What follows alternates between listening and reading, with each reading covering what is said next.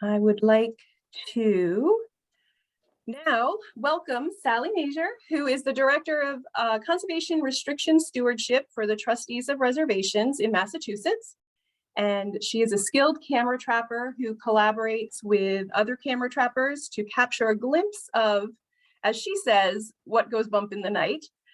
And she also works with private landowners, conservation organizations, and other folks using the images captured with trail cameras to identify wildlife on their land and to help make informed management decisions.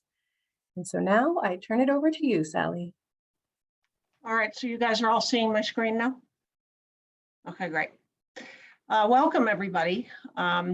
Really delighted to talk to you guys about my obsession of trail cameras. As Heidi said, I do work for the Trustees of Reservations. Been there for 11 years now. And about 8 years ago, we got an opportunity to get a grant to get some trail cameras. And it's just been downhill ever since then for me, because now I've probably got 50 trail cameras.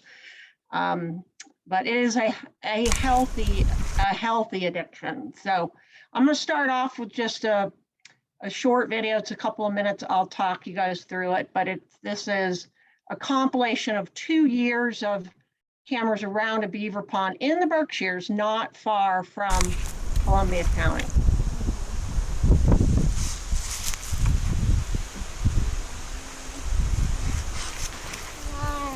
And I was asked earlier if I've ever had a camera on a tree that the beaver took it away, and this particular tree that this camera's on, that you're seeing these videos from, eventually did get taken down by beavers.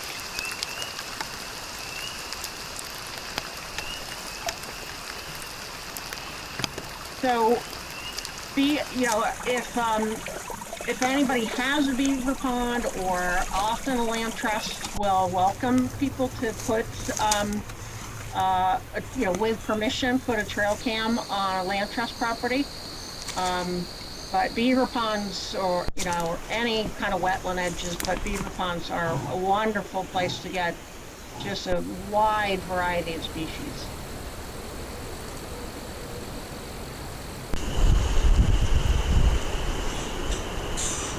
That's the otter. A lot of people ask me what that is.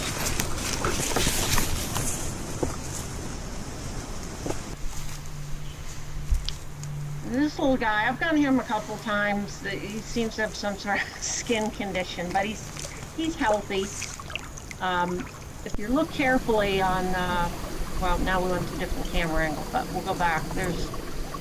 I had 2 cameras on either end of the beaver dam, because it always turns out that if you set it up at one, you end up getting a lot of bobcat butts, and then so to hedge my bets, I put one on both ends. So I don't know if you can, there's a camera right there. So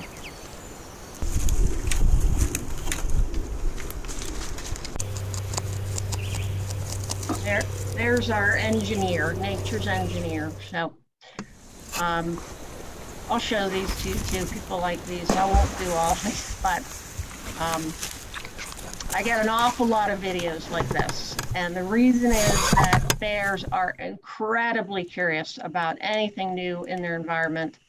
As we all know, their smell is, incredible, and they're just really curious, and they like to. And the other most curious thing to check out trail cameras is ungulates, so deer, moose. But I get a lot of this. So, but we'll get to that, of how to protect your camera from the bear. So wildlife is sometimes closer than you think. So like I said, this when we first got this grant about 8.5 years ago with the trustees, this was one of the first conservation easement properties in north central Massachusetts, so north of the Quabbin Reservoir. And these folks had lived there for 40 years, had a conservation easement with trustees, I think 20 years, and never had any idea that right there, is a gray fox, bobcat. The bobcat's probably sitting there. I mean, I've got about 10 minutes of video of that bobcat just sitting there. And my guess is there's a stone wall under all that snow. And so he's sitting there waiting for he or she for, you know, chipmunks, squirrels, whatever. So just a little intro on the basics of trail cameras. So they are triggered by heat and by motion. So they have this infrared sensor here. So when you're looking for a camera, the two or kind of three major things you want to look at are the megapixels. So, you know, how the quality of the image, the detection range. So that means like how far away does the deer or the bobcat need to be from the camera for it to trigger and start recording either a video or photographs. And then the recovery time is how long after it gets triggered. If there's, you know, a bobcat right in front of the camera, can it start to take images or videos again? So the question I often get is, well, you know, how much is this going to cost me? You know, I'd really like to try to get into this. And as I was saying to Heidi earlier this afternoon, you know, when we first got that grant, I think it was for $1,200, and that was eight and a half years ago. So we were only able to get 4 trail camera, like full setups with that. And by full setup, I mean the camera, the bear box, which if you are anywhere where there's black bears, I highly recommend getting a bear box. And they're just great for year round, you know, keeps the snow off the camera. But so these are stainless steel boxes, but you know, these are the basics of what you need to sort of get started. I'm always happy to answer emails, you know, or message me on Facebook or Instagram on my CR Wildlife Cams page, you know, because it is very overwhelming when you're buying your first trail camera. There's just hundreds and hundreds of models, and there's a big difference between a $50 one off of Amazon, you know, sort of a no name brand one off of Amazon, and you know, one of the, you know, bigger name brands like Browning or Bushnell or something like that.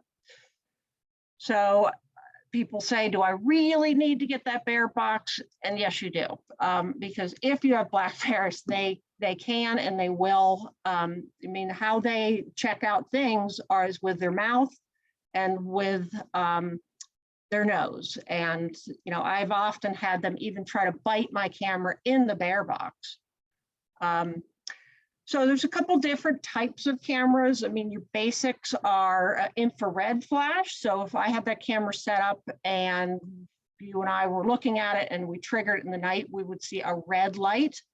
And then there's also white flash cameras, which gives you the color nighttime phone. Now, as you can see, the bobcat is not too happy about that white flash right in his face. For those of myself included are old enough to remember the cameras with the flash bulb on top of it. It's, you know, and this is pitch black. This bobcat's coming along the beaver dam, and then this white light, you know. But I have found that eventually animals, I've had a white flash on this beaver dam for at least 7 years now, and the animals do get used to it. There's also, I run a few trail cameras that are what people call a homebrew camera. So this is just made with a GoPro Hero 2. This is interesting in that, you know, coyotes are always, I would say of all the animals that I get on my trail cameras, coyotes are the most cautious when they see a camera. And then the bears. So this is also with a GoPro. Unfortunately, I can't put any type of bear box around this, so I have gotten a few bites, you know, and claw marks in these cameras. So this is a mother and 2 cubs. The mom's the big head to the right, and there's a cub with her. That's, you know, mom's teaching the cub now like how to mess with trail cameras. It's a fine art of trying to learn how to adjust the angle. Little guy in the back, he doesn't care much, so anyway, moving on. So, you know, so that's another question I get of, you know, where should I set up the cameras? So, you know, the advice I give to people is, sort of pick your target species. Maybe that's, you want to get otters. So, sort of picking your target species, and it doesn't need to be just one species, but, look, if I come to a property, I do some contract work to help people set up cameras for the first time, including somebody recently in Columbia County. Always first thing is going to look for a water source, because we all mammals need water. So, but also things like a food source, track and sign. So again, this is that beaver dam from the very beginning. And like I said, I had 2 cameras. This camera took this picture, and there's the second one. And that's the tree that eventually the beavers just said, that's a nice sugar maple, we think we'll take that down. So why is this not moving on? Okay, here we go. So tracking, I do see a lot of tracks out there. I don't typically set up a camera just because I saw tracks, but it's certainly a way to know that wildlife is active in the area. So I think those are, I can't remember now what that is on the left. I want to say maybe fox, but definitely on the right is a bear print in the mud. So other things, on the left there, I think those are probably chipmunk or, and then on the right, that is scrapes from a moose. So when a moose is trying to strip bark off a tree, it'll do it with its 2 bottom teeth and scrape up. And when I saw this, it was, this scraping on the tree was, I'm 5'7", and this was at my shoulder height. So that's a pretty clear indication. So, once you train your eye of what you're looking for, if I know there's bears active in the area, if you look carefully, sometimes it even helps if you've got a white piece of paper or a business card or something, you can put it up and you can see, here's the bear hair. So the bear was, and I saw some scratch marks on this tree as well. Some nice art in the landscape here with the beavers. And I think this is from a property in the Berkshires. They have an upland cranberry bog. So clearly this is the beaver or bear had a nice meal of cranberries. So I don't know if any folks on tonight are, know of Sue Morse, that she runs a nonprofit up in Vermont called Keeping Track. But I was very lucky once we got our first grant to be able to do a winter tracking course with her through the Berkshire Environmental Action Team. And, one of her mantras is, half of tracking is knowing where to look, the other half is looking. And that really transfers well to trail cameras. So, what type of natural features? As I said earlier, water, water, water. So this actually is from a camera that one of the trustees, Western Massachusetts ecologist set up. She set it up here hoping to get a moose. She didn't get a moose, but she got everything but. She got bobcat kittens and owls and,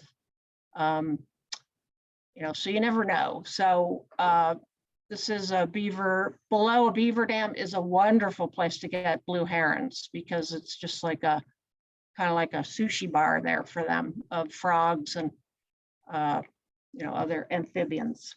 Stone walls, before I started doing trail cameras, I had no idea that stone walls were such wildlife superhighways. This is a very large black bear, and this is in north central Massachusetts, where they just have these really big, beefy stone walls. just cruising down the wall. This is, I think this is in the Berkshires. Would not be surprised if at the end of that barred owl's talons is some sort of rodent, which is why it dove into the snow like that.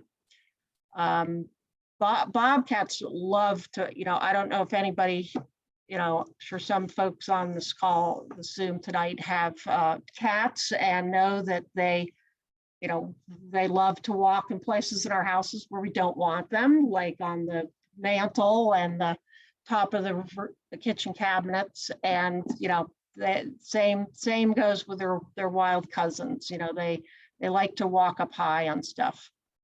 You know, so coyotes, this was a real surprise, not the bobcat on the left, but the white egret.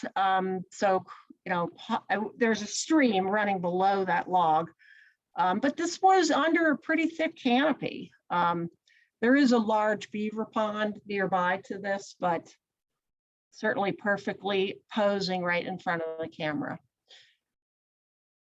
And, you know, like I said, bobcats. So if you can ever get a log across a body of water, that's a great setup. So this one here is this, you know, got kind of the best of both worlds here, because I have this log, and right to the right of this is a beaver pond. So I've got both. You can sort of see right there the strap and the lock of another camera.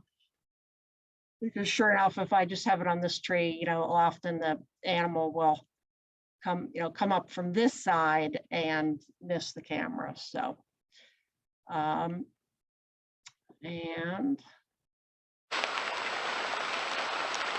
well, I think this just shows sort of let's just be the bear, but this has been a very lucky log for me over the years of everything. Occasionally I get the moose. He obviously doesn't walk down the log, but we'll pass through. It's a little coyote puppy. Still not really sure of his world here.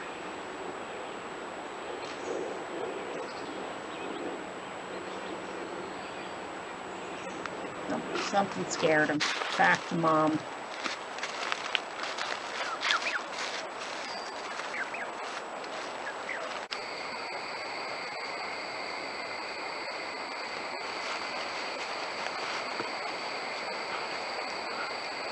So that will be that last cub would have been one born. They're usually born in February, so this was October. So that would, you know, less than a year old, that last cub. So, you know, another area that's good is an edge habitat. So as I said earlier, occasionally I've had people contact me and say, you know, want to get into trail cameras, you know, could I hire you to come to my property and just sort of give me, you know, some coaching of like where are good places to set up. So this was somebody from Lyme, New Hampshire. I think they got my name from a colleague with the Nature Conservancy. So I helped him set up a couple of his cameras, and then I threw up one of mine here, because in the spot up here in the back, which is kind of lit up brightly, that's actually the neighbor's field full of corn. And this is all jewelweed, and black bears love jewelweed. So we've got mom in the back, 2 cubs here, and you know, they're right at that stage. So this is, again, would have been born, you know, these are young cubs, but getting to that stage where they're, you know, wandering off a little from mom, but still keeping her in sight.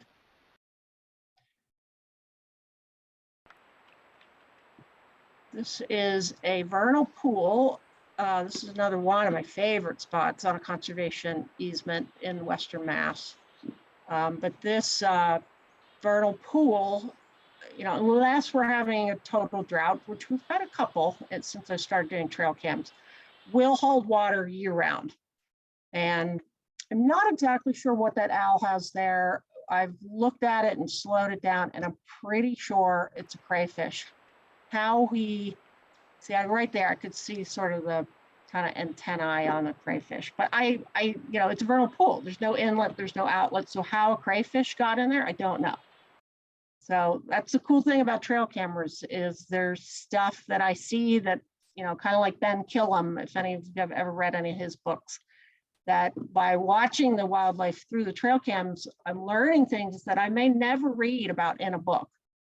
So another good thing is just old cart roads in the woods, you know, or old woods roads. So this road, so I put in there post beaver deceiver install. So to the left of that moose is a big beaver pond.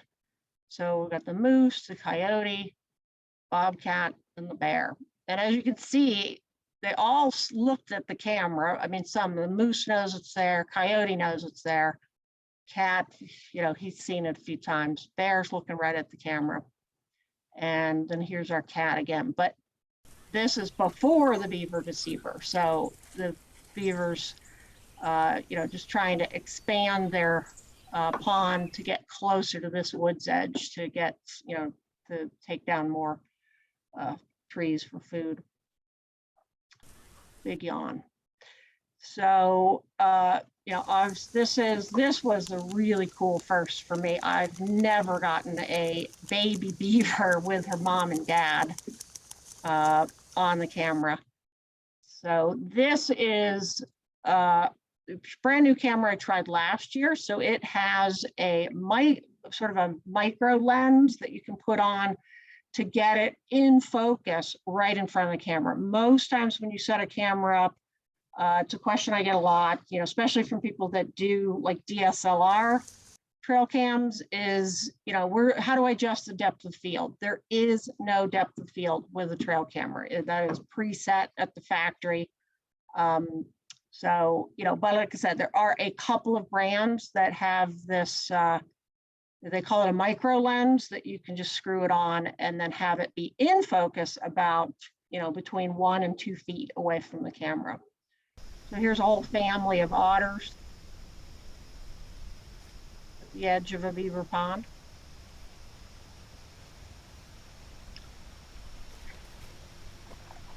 Obviously something spooked them there.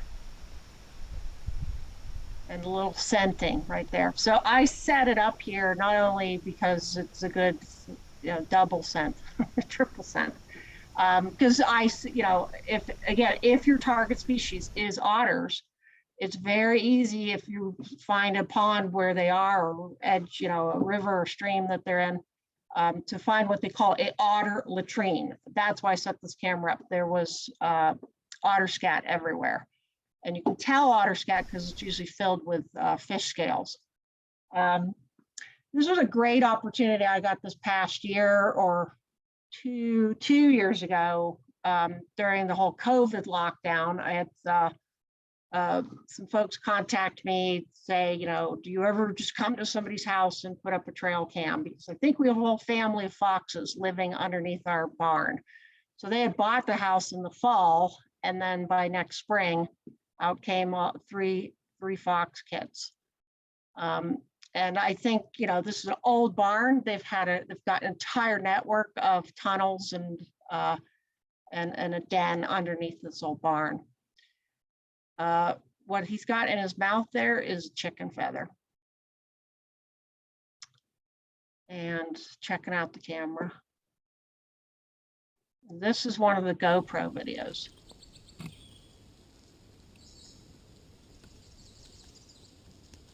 So again, it's a GoPro, so you can see how clear and in focus it is right up in front of the camera. But your typical trail camera, as soon as it got that close, it would be a little out of focus.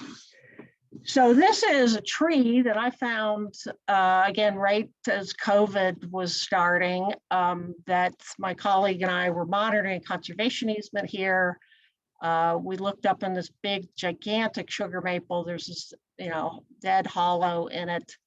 And we saw something that looked like black fur. And he had some binoculars and we checked it out. And he's like, yeah, I think there's a bear in that tree. So I set up a cellular trail cam, which, the reason I did that is because I didn't want to put, if mom was up there with cubs, I didn't want to put a lot of Sally scent in the area and make her, nervous or anything. So there I am setting up the cellular camera. That tree, the diameter breast height at the bottom of the tree is at least 6.5 feet. So I've got 2 cameras on it. This is a cell cam, and that's just a regular trail cam. But this is on a very steep slope. And a few days after I set up the camera, we got a late, I think this was late March snow. And out came mom and her 2 cubs. And then throughout the year, they just kept coming back and sort of checking out that hollow, which again, is something I just, I knew that occasionally they would den in trees, but I didn't know they'd keep coming back like that. So I'd say about once a month they came. So I've had the camera there for 2 years. I set it up in early, well, when we found it, I think it was late February 2020. And there is, I don't know if that's the mom, from the year before, or just some other bear checking it out. But, this is a huge tree, and it really, you can hear their claws holding onto that tree. Sally, there's a question about what is a cellular camera? A cellular camera it operates off a data plan. So it's when it gets triggered, it will send the photos or videos right to your phone, like as a text message. So it is very distracting when you're trying to get work done and suddenly you're getting text messages of bears climbing trees. So the advantage of that is that you don't have to keep going back and checking. So when you said you didn't want to have too much of your scent out there if she had cubs, that way, gotcha. Yeah, so if it's sort of a sensitive environmental area where I just want to set it up and get out of there, that's a benefit. I also, I live in north central Massachusetts. I have cameras all over the Western Mass, the Berkshires. So they're also good just for reconnaissance, really. So if I set up a camera, in the southern Berkshires and I'm starting getting a bunch of triggers of a moose, and I don't get moose that often. So maybe that tells me, maybe I'll make that 2.5 hour commute to go check that camera this weekend. So beaver dams, this is that same beaver dam, different camera angle. Several years later, this pond has gotten bigger and bigger over the years. It's a series of beaver ponds. Often when you find a pond that, just keep going upstream and you'll find more and more. Beavers have, babies, and I think after 2 years, they've got to sort of go off and find their own pond. So often they'll just go upstream or downstream from the pond that they were born in. And, but this is nice just seeing the wildlife, visiting throughout the seasons. So vernal pools. So this again is that upland vernal pool. Got a cat here playing with a toy. Sorry about that. The upland vernal pool in Western Mass. For some reason, I don't, I'm this winter particularly, I'm finally going to make the time to set up a bunch of cameras as soon as I get back from vacation on vernal pools. It seems to be some connection of vernal pools, is my hypothesis, and an ecologist friend as well, of bobcats sort of using it as a stage, if you will, to sort of do sort of some of their, pre-courtship, if you will, which, right about now, bobcat mating season is starting. And, and every book will tell you that bobcats are solitary, you never see them together. And I've seen cameras, footage on my cameras that's, so this is mating season. Clearly, this is the male, this is the female in heat. If anybody has domestic cats at home and has had one go into heat, she's belly up saying, I'm yours. So this is that same, this is probably, I think this was last winter, or no, 2018. So bobcats out on the ice. This is the GoPro again. But sometimes you set up a camera, and I had a camera here the entire winter, last winter, and this is the only video I got. I got a lot of wind triggers and blowing snow, but this is a pretty good video. So I was worried he was going to spray the camera. I've had that happen too during mating season. So this is still that same vernal pool, but on the other side of this winterberry holly. And they love that punky stump there to scent on. So male bobcat, he just sprayed there.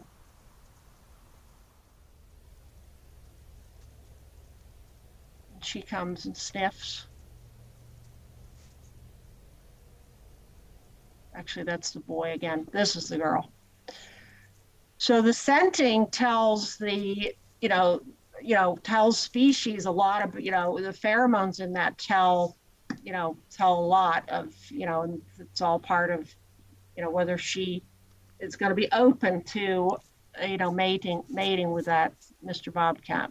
So, and it's not just bobcats that scent on the stump. So, I mean, I've often gone a few times. I've had a friend come along and say, can we bring our dog? And the dog ends up peeing somewhere near my camera. And sure enough, a coyote will come by a couple of days later and pee on top of where the domestic dog peed. So, but bears scent mark too. And that's another good if you're trying to get bears, paying attention. So look for things like scratches on the tree, bite marks on the tree, hair, little hair on the tree. These bears around this vernal pool, same vernal pool, just love this 6-inch hemlock tree. I've had a camera set up on it for 3 years now, and they just, it's basically the way they, we post things to Facebook, bears send messages on this tree. So this is me setting up. I put myself in there just for scale. Because that is a big bear. And there is one of my GoPro cameras in the back. And then this is just a regular trail cam. So Sally, there's a question about the GoPro camera, and does it have the same features as the other kinds of cameras? I'm happy to sort of follow up with whoever had that question. I'll share my email with folks. Basically I had to find a guy in Mississippi that's, he's not much of a photographer, but he's incredible with electronics. So this is a GoPro Hero 2 that takes a full-size SD card. And it's basically, he hardwires that GoPro, and it can never go back to being a normal GoPro again, because it's going to be, wired up to a control board. So you have to sort of sacrifice your GoPro. And then there was also a question about batteries, which I don't know if you'll get to later. Yeah, we'll talk about that at the end of the questions. So,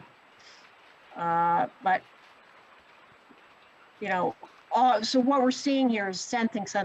They love this tree, but mama likes that one too. And the incredible thing about this vernal pool on this camera is I've gotten such a variety of, I would have thought it was one bear, a mother bear with her 2 cubs, and that's her territory, and no other bears come into the area. But I'm clearly getting, several different bears. So this is in the Berkshires. People one day said, oh, he's checking his pea mail. So it's like, okay. So there's this log. This is at a intersection of 2 trails. An advice that Sue Morse, with keeping track, often gives in her tracking class, that if you're looking for somewhere to set up a trail camera, sort of think about it as if the bobcat was having a yard sale. Like, where would you hang up your sign? So where you have 2 trails or 3 trails sometimes that all come and meet at one point. I've got one trail coming in here, and then this trail coming in here. So this has been a great spot for cameras. So this is a very cute video. So this is that same mother with the cubs that were up in the tree, but the next year. So these are now yearling cubs. And this is such an incredible moment that, you just, if my trail camera wasn't here, I'd never get to see this. So mom just wants a little me time. Cub wants to play.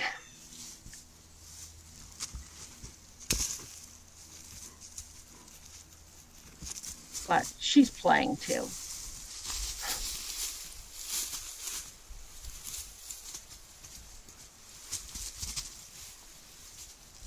And that's how they learn, you know, to wrestle. So this is a, you know, why is it so damn addictive? You know, you get an image like this. This is what has been dubbed my Bobcat photo bomber print, you know, photo. You know, I got this in 2017. I've never gotten anything again like this at this vernal pool. This I got last April, and this is a barred owl, so this is a vernal pool. I've watched this video again and again and again. I cannot figure out what is in its talons. Somebody said, oh, is it a rat? You know, I just don't see why a rat would be up here. You know, if I had to guess, I think it's maybe a bullfrog. I just don't know, or some sort of rodent. It does look like there's a tail dragging down, but vernal pools, again, if you're just getting started with trail cameras and you happen to have a vernal pool on your property, wonderful place to get barred owls on the camera. Okay, this is a great video. So this is from this year. Again, never thought I'd see this, but it happened. So the reason a bear's wet is because, you know, he's out there in a big black fur coat, so they will often go into that vernal pool to cool off. And he's inspecting all of the cameras. Camera 1, camera 2. He drips in front of the camera, shakes. He's going to go back to his favorite little tiny hemlock. Scratch a little more.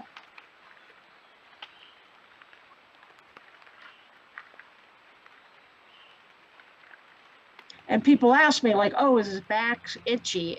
It might be, but this is mainly about him putting his scent up on that tree as high as he can. Now wait for it. So clearly this is all in the same video. I did not splice these together. So this I did splice in, but it's a minute later. So I think that bobcat was already there, maybe hunting around the vernal pool, saw the big bear show up, just kind of hid in the bushes. And it's a young bobcat. He's just curious of who that big black bear is. So pretty cool.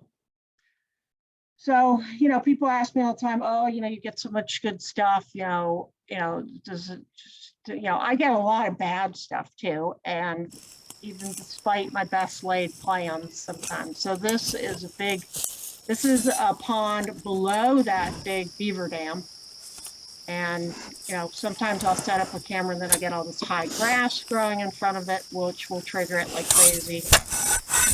The worst is the bear comes, now he's caught sideways, and then I get this. And I never got a moose emerging out of the water. And now my camera's crooked, so, but I just have to keep trying. So, I still have more content, so I'm going to keep going, and we will come back for questions. So again, same vernal pool, the young bull moose, and he's eating winterberry holly. There's that baby bobcat. And I think this is such a good spot because, again, it is an upland vernal pool. So a lot of times this vernal pool will have water, but the stream down slope from here will be pretty much dry. You know, we've had two pretty wet summers the past 2 summers. So it's interesting, just, you know, I have cameras up here year round on this vernal pool to just see See who comes.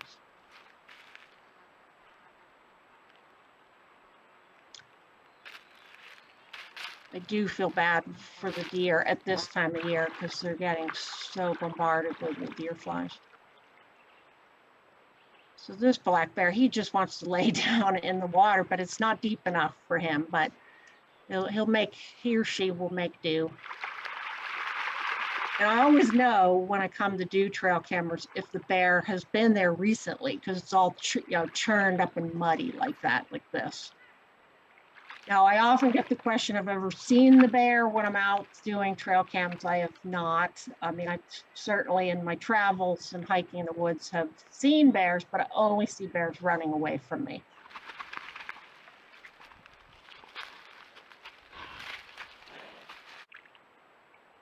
And there's our owl again. But again, if you want to get barred owls in the springtime, and red-shouldered hawks, when the pool just comes to life with the quacking frogs, and the birds of prey will be there to have a little smorgasbord. So this is from this past August, and this was tough to try to get the camera like right at water level, but not that it was going to get into the water. And this bear just finds the stick and is having the best time. So it's not just dogs that play with sticks.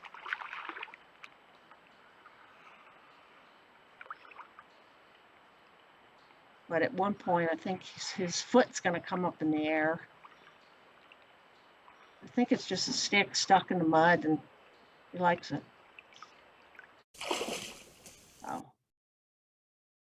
So when I was talking with Heidi earlier, she mentioned, if I've ever set up a camera like on a,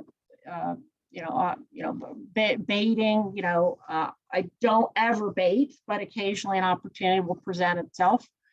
And I was up checking trail cameras, and I looked down at my foot and saw this, a moose skull. And then I started looking around. I found the rib cage and more bones, and said, well, I think I found this like a week after Christmas. And the reason I was here is we were about to get, 12 inches of snow out here in the Berkshires. So I was checking my cameras. And just said, who might come visit. So got tons of ravens. That's the rib cage there. Coyote. That's a fisher cat. If you have a dog in the room, they might enjoy this.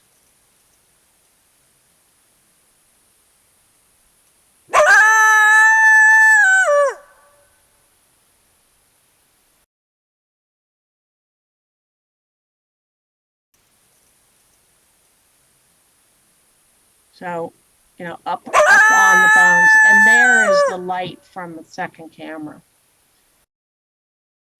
So I do a lot of camera setups on beaver dams. This is another one actually that I was helping the Hilltown Land Trust with out in Franklin County, Massachusetts.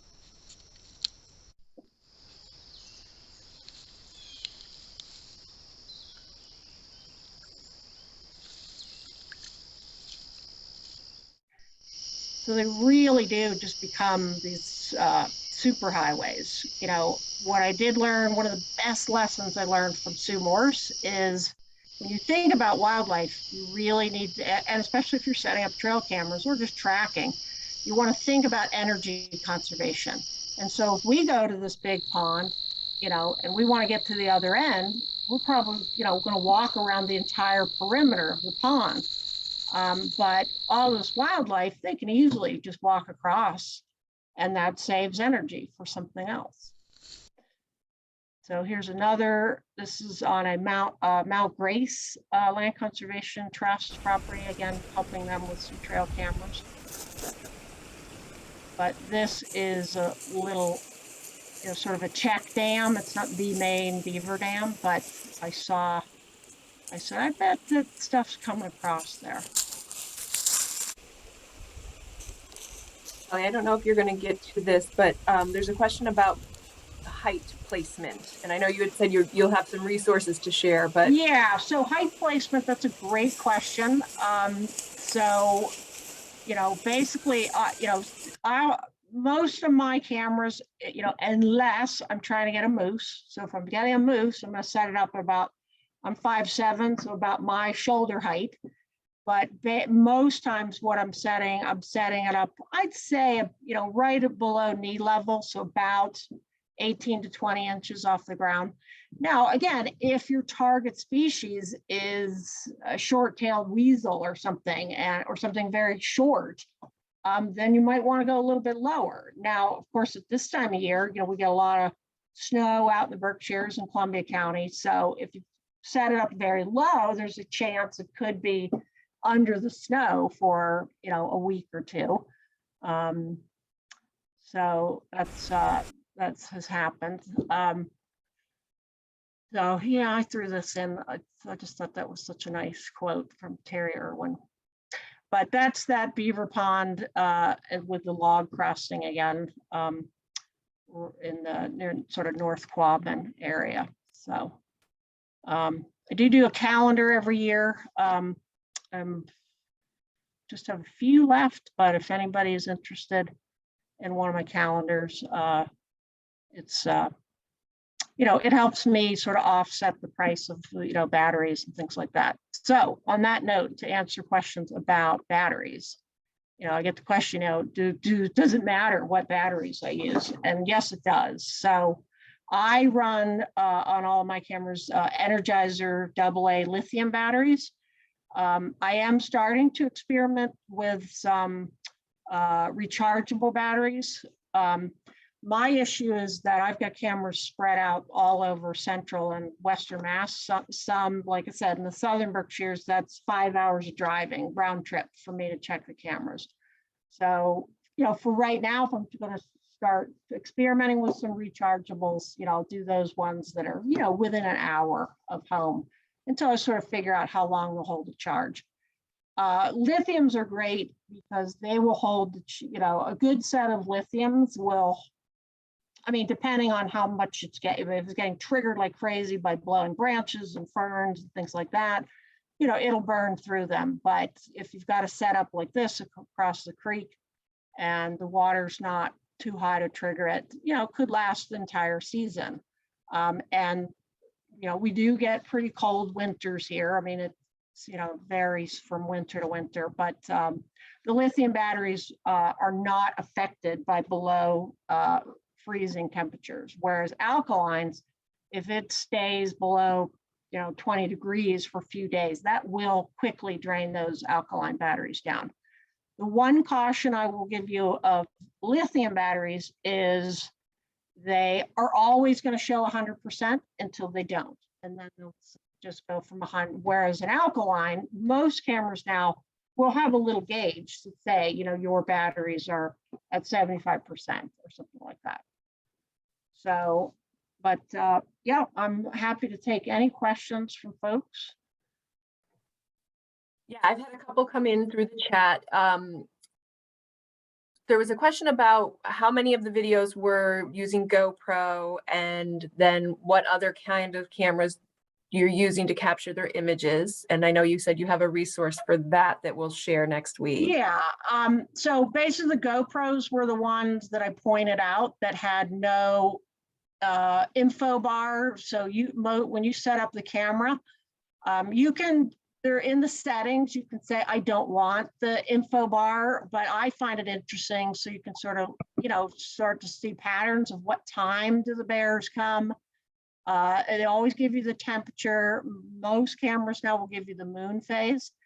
I have seen when, hence the phrase lunatic, that when it is a full moon, sometimes it will, I'm down in North Carolina right now. We got a big snowstorm as soon as I got here, and it was full moon, and it was like, pretty bright off the snow. So I've had many times where I've gotten a lot of activity in a night, or, you know, in a stretch of days when there's a full moon and a clear sky. But the GoPro ones, like this is a GoPro, so no info bar.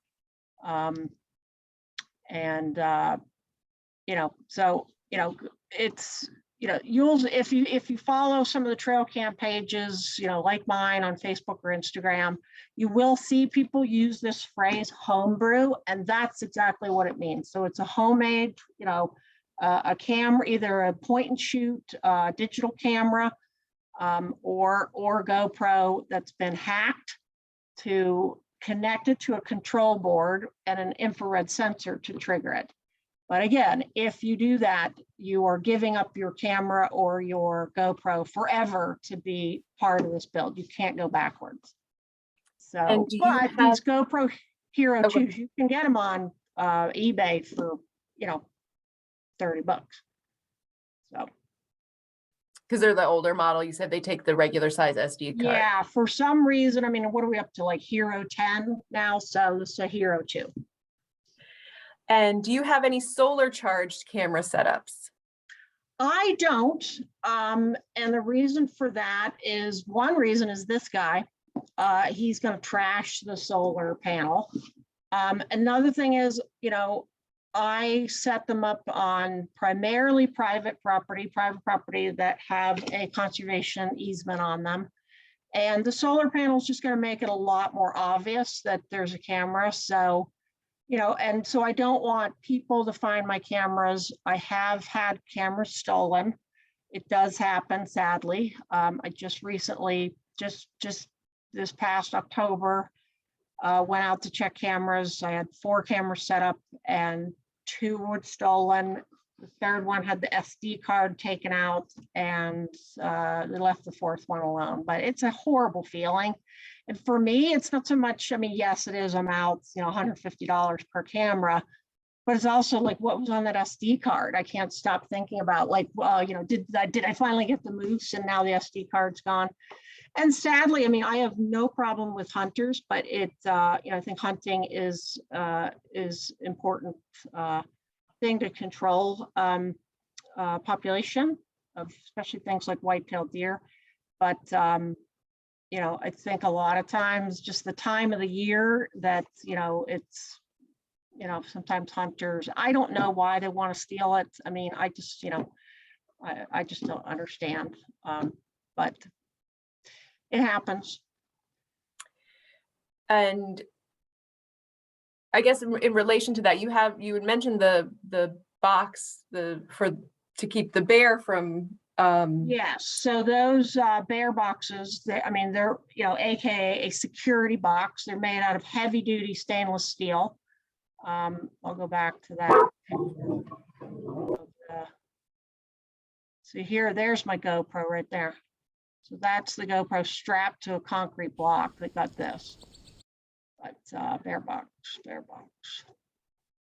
Not making people dizzy here. Yeah, so this stainless steel box. So the cameras, I get them from, I mean, there's a company called Trail Cam Pro. A lot of people like that. I highly recommend Trail Cam Pro if you're just sort of dipping your toe into the Trail Cam pool and not really sure what you want, because they have an incredible kind of, I think for 90 days or something, if you don't like it, you can send it back. No questions asked, and try a different camera. They do, you know, obviously, a lot of these trail cam companies and online retailers like Trail Cam Pro, you know, a big part of their customer base obviously is hunters, but very knowledgeable staff to give you advice on cameras. If you know what camera you want, each one of these boxes fits the particular camera model like a glove. So if you buy this Bushnell camera and then it gets trashed by a bear, or just stops working, and then you switch to a Browning camera, the Browning camera is not going to fit in the Bushnell box. So I learned that the hard way. So when I first got that grant, I got a variety of cameras. One of my Bushnell cameras had to be sent back for warranty service. So they said, oh, great news, we sent you the newer model. The newer model didn't fit in the older box. So, but these camera companies have gotten enough complaints from people to, so for a few years that every camera, it might have different bells and whistles and features, but they have stuck to it that, for several years, that regardless of the model, will fit in the same box. So that's nice.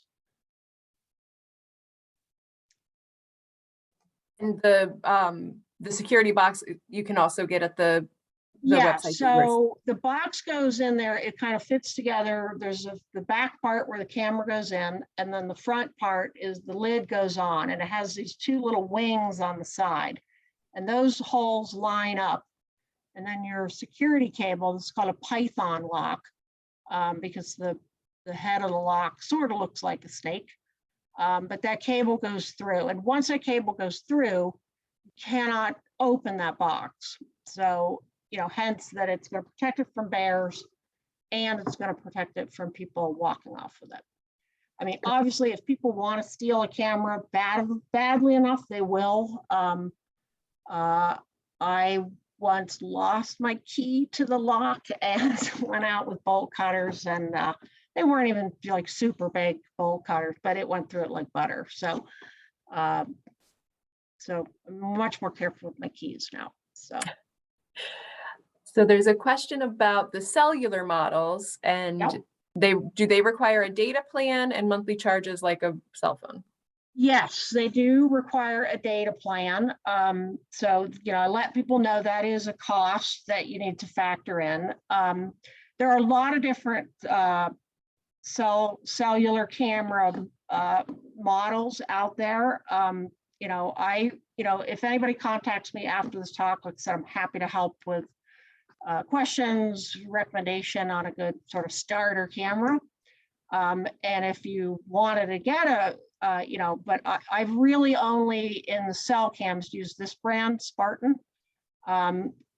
which is a very good. It's I have a few older cell cams from a company called Sniper. They always have these horrible,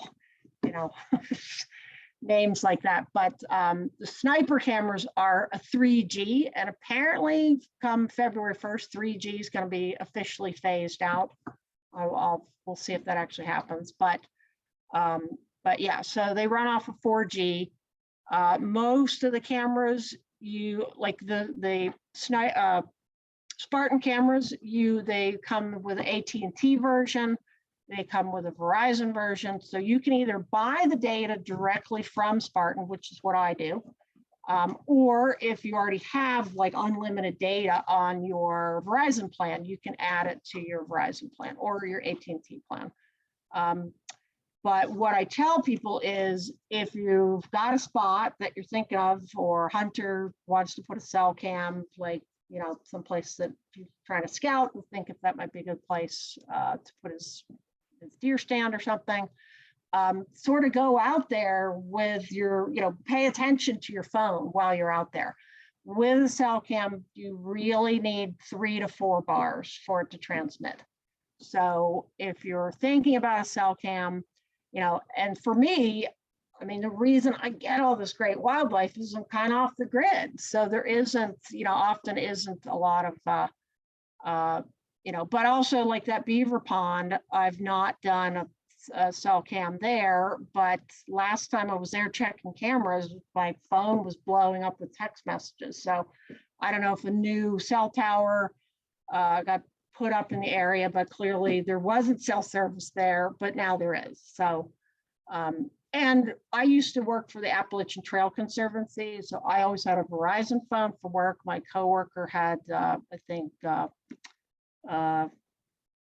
it was AT&T, but it turned out like if I had good cell service in the middle of the 100-mile wilderness, she didn't, and vice versa. If I had no bars on her AT&T or Sprint or T-Mobile or whatever, she had bars. So, so definitely something to pay attention to. On average, the data, I would say, with the Spartan, I do I think it's $35 for 3 months worth of data. And I think that's one or 2 gigabytes, and that's a lot.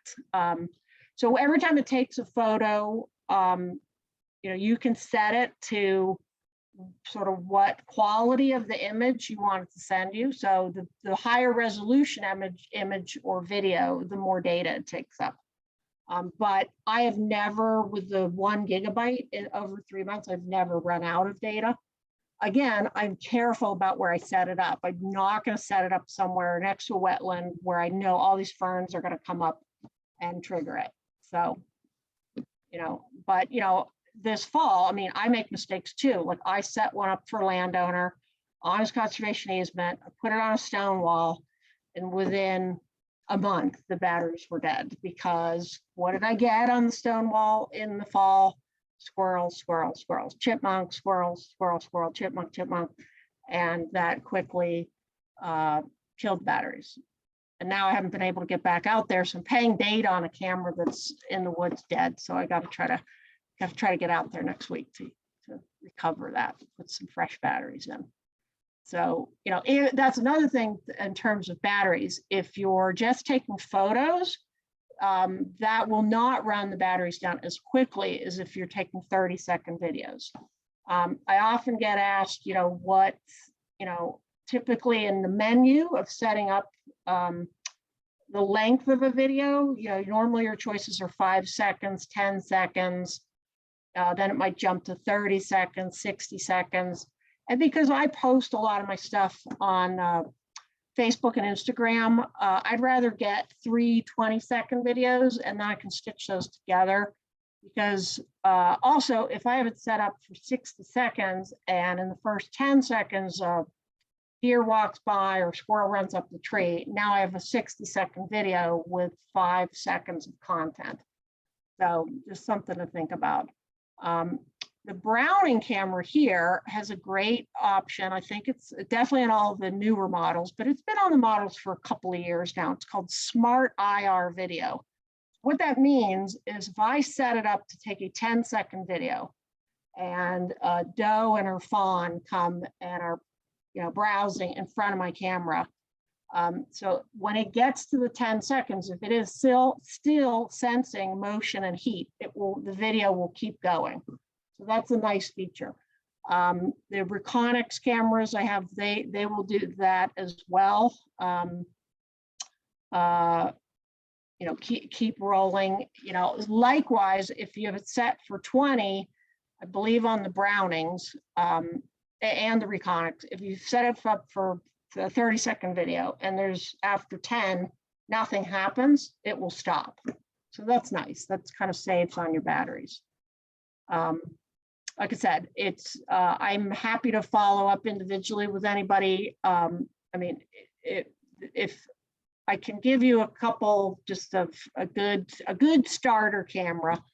This is one of my favorite cameras. Unfortunately, as with everything, they have come out with a new model, and I don't think it's as good as the old model.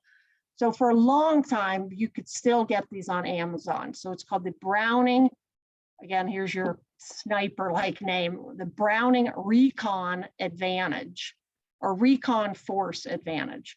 So, you still can get them on Amazon, but the supply chain is running lower now, so the price is higher. So I think about $189. And then for a couple of years, Browning came out, with the latest and greatest, that's supposed to be comparable to this. I didn't feel it was. And their newest model is called the Browning Recon Force Elite, ELITE. And it's, I would say it's on par with the Recon Advantage. It's a little smaller. A lot of trail cam companies are making them smaller now. Spartan has a camera called the Lumen, which is a white flash camera, so it gives you color nighttime pictures and videos.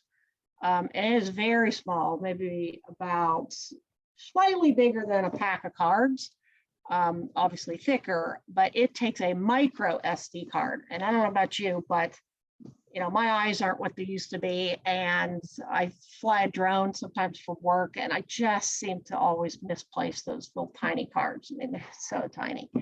So, so just, it's something to, with smaller size cameras, often, pay attention to that. If you're someone's like, oh, I don't want to deal with micro SD cards, then maybe that's not a model you want to get. On that note, all camera manufacturers will tell you to not take a regular trail cam and use, unless it's made for a micro SD card, don't use a micro SD card, because it will, I've tried it once before when I got in a jam and it's all I had, and I'd driven 2 hours, so I threw it in there, but I ended up with some corrupted images and stuff. So, I mean, maybe it was just my card, I don't know, but most of the camera manufacturers, that's sort of a big no-no. Don't run a micro SD card in a trail camera unless it's made specifically for that. So there's a couple of other questions. We have one here that says, what if you're not right on a water source, but across the road? Is near a cornfield possible for activity? Oh yeah, for sure. I mean, if if you're friendly with a neighbor who that's their pond on the other side of the road, then I definitely highly recommend asking people, for permission. And again, a lot of people, live someplace where they're just not going to get bears and bobcats and things like that. So, great source is, your local land trust that has, thousands of acres maybe of conservation land, I've told people before to contact our ecologists with the trustees. I mean, in terms of the trustees, our ecologist, she just wants to know that the cameras are there, and to have permission. And I know for a lot of land trusts, they would, welcome that. I mean, it's sort of a win-win. You get this great, habitat and water source, pond, whatever, to set up your cameras, and then you share your images with a land trust. And that's stuff that, I mean, as I told people, the whole reason that I was so excited to get trail cameras, because I quickly found, wow, this is a wonderful way to connect conservation landowners with their land, to really turn that light bulb on of why should I care? Land conservation, why does that matter? But once they start seeing, a bobcat or a bear, then suddenly, especially when I was dealing with the children of the grandfather that put the conservation easement on, then it was like, oh my God, that's, is that why we have bears and bobcats? Because my grandfather put this 500 acres under conservation. I'm like, yep. If it had become, I mean, I'm not saying if it had become a, 100 house subdivision that you wouldn't still have some wildlife, but you probably wouldn't have, the wide variety if it had just stayed woods. So. Yeah, that's a really good point.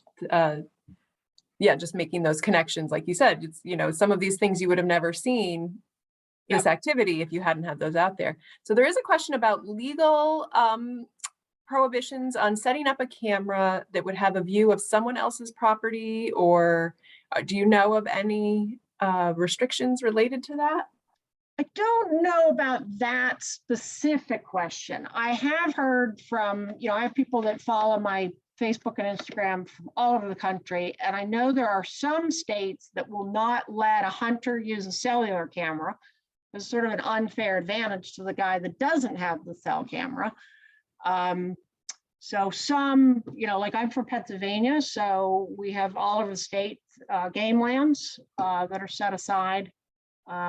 So, some people, whatever the Fish and Wildlife and Pennsylvania's Department of Conservation and Recreation. So some states will not allow trail cameras on land set aside for hunting. But again, as with anything, even if you're going to go a hike on somebody's property, it's best to have permission. So I also put, so A, I have permission. B, I usually put just one of my business cards, and I put my contact information, and I say this is a wildlife this camera is set up for wildlife research, and then I tuck that behind the strap. And I feel that does help, because then if a hunter comes upon it, he knows that it's not another hunter like in his, oh, these woods I've hunted for 20 years, they see another trail camera and they think, that's somebody else kind of, scooting in on their favorite hunting spot or something.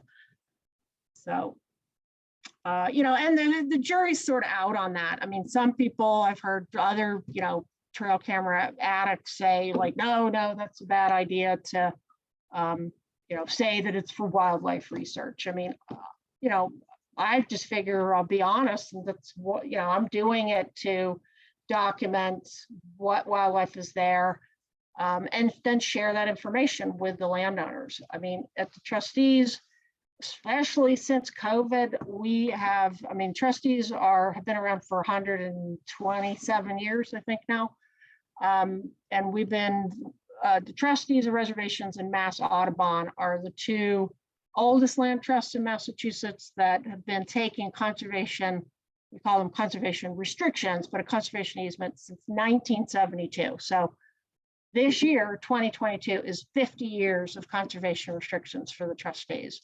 So we have a lot of conservation properties turning over to what we call a successor owner. And sometimes, I have several that I can think of that have turned over 5, 6 times. And the farther and farther you get away from that original person that put, said, this land is very special to me. I want to protect the wildlife habitat. I want to protect the wetlands. I want to protect the water sources. I want to protect open space. This is important to me. But, 5 landowners down the line, that may not be as important to them.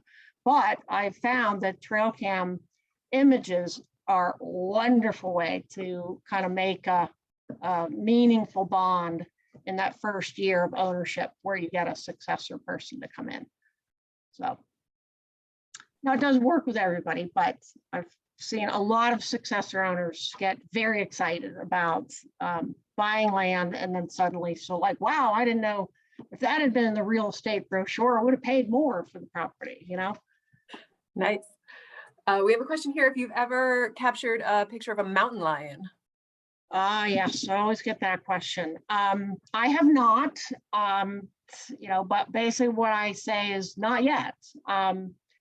If you go to Mass Wildlife's website, they do talk about the mountain lion that was hit down in Connecticut. They know it went through from the north end of Massachusetts to the south end through the Quabbin Reservoir lands. It got picked up on multiple Mass Wildlife cameras. So, I sort of take the same attitude of Sue Morse. I mean, if somebody comes to me and says, I absolutely positively it was a mountain lion. I wasn't there. I didn't see what you saw. So, maybe you did, maybe you didn't. I mean, what I have told a lot of folks is I think, and again, I've learned this myself from doing trail cameras. I had no idea that bobcats were as big as they are. And, growing up and going to, Natural History Museum or zoo or a nature center or something, often they'll have taxidermied things, including bobcats, and they're small, but, especially, let's see back here where, let's see, where I had the same, yeah, so there's the coyote. So the camera hasn't moved, and there's the bobcat, and they're the same size. I mean, they're about the same height, same size, but I think a lot of people, the other thing is, like, I've actually had people, like, I'll post it on Facebook, I'll say, bobcat at the edge of a beaver pond, and they're like, oh, you sure? That looks like a mountain lion to me. Look at its long tail. But again, I've been to this, there's a place, wildlife refuge up in New Hampshire. They have 2 mountain lions. Every time I go there, they're of course asleep, but they are gigantic. So basically what I tell people, if a mountain lion came into your house and laid on your couch, it would take up your entire 3-seater couch and its tail is the girth of my arm, and the tail would be the length of the couch. So yes, a bobcat occasionally might have a tail when it's fully stretched out that's 8 inches tall. That's not, that's not a mountain lion tail. So as I tell people, if you see, a pile of moose scat and it's like, is this a deer or this a moose? I mean, once you see moose scat, it's pretty clear what moose scat looks like. So, and again, like I said, when people ask, I say not yet. I mean, I think I've got enough trail cameras out there that it's certainly possible, but I think I agree with Sue Morse that at least at this point, there's not a breeding population of mountain lions. But again, that we don't know, that could change tomorrow.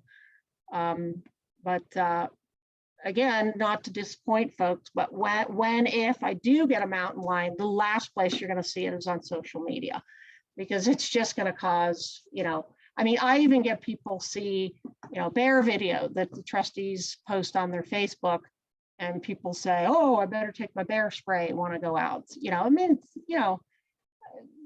not saying don't be cautious when you go out in the woods, but it's, as I say, especially with bears, the only bears I've ever seen in the woods are ones running away as fast as they can from me. They're, the old saying, they're more scared of you than you are of them. It's true, and that goes for, I mean, not to say that somebody might not look out their window and see a bobcat just lounging on their back deck. It happens. They're wild animals, so they instinctively have fear of humans. So we've got a couple more questions, and I know we're getting close to our end times. But one of them is, are you working with any local Indigenous groups to get images from their land, or do you know any local Native people capturing footage on their land? Oh, great question.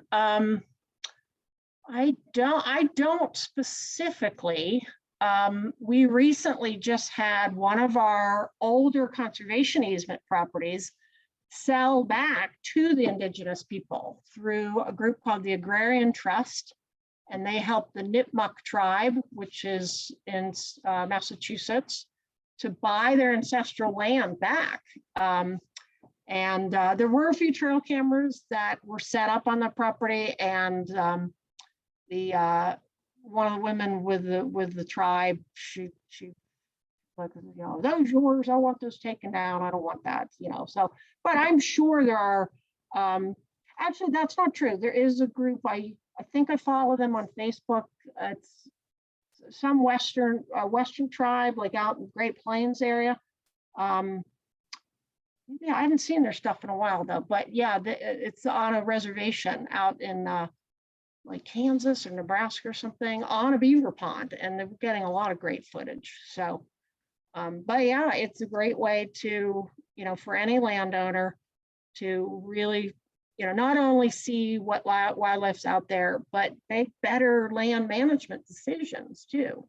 I mean, this particular picture right here, this landowner, unfortunately, elderly husband and wife, the husband got diagnosed with Alzheimer's, so they had to put it on the market, and the beavers were consistently flooding this road.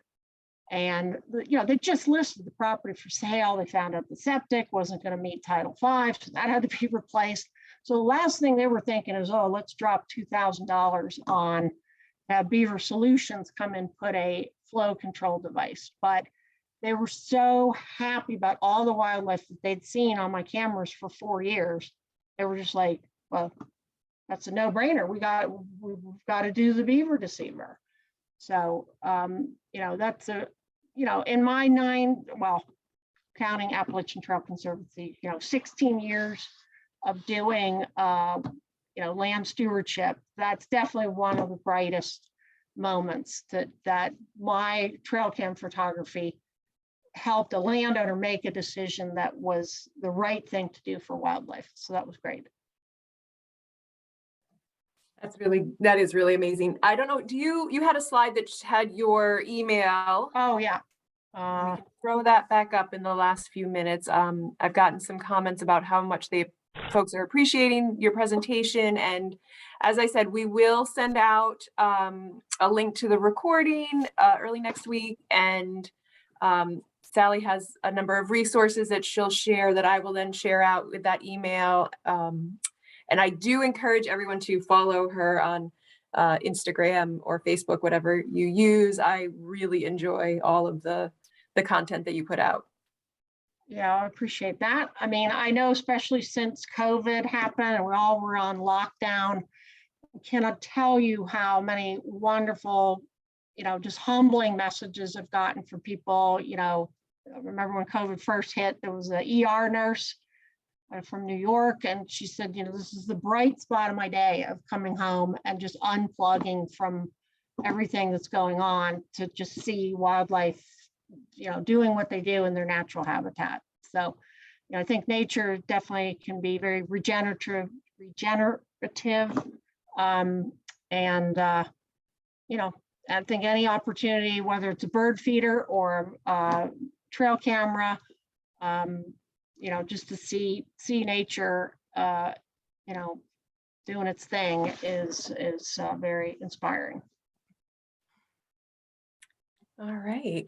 Well, with that, we are right on time. And again, thank you so much, Sally. And we'll follow up with folks, and hopefully, feel free to reach out and hopefully share your photos. If you set up cameras around, definitely share what you're finding. So.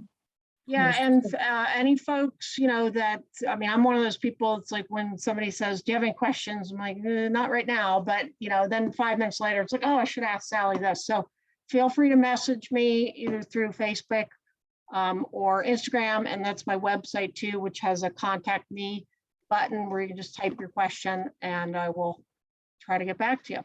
So I hope this talk helps inspire some of you to take that leap. To either get your first trail camera, or if you have a camera that's collecting dust on the shelf, to maybe throw some batteries in there and put it up. All right.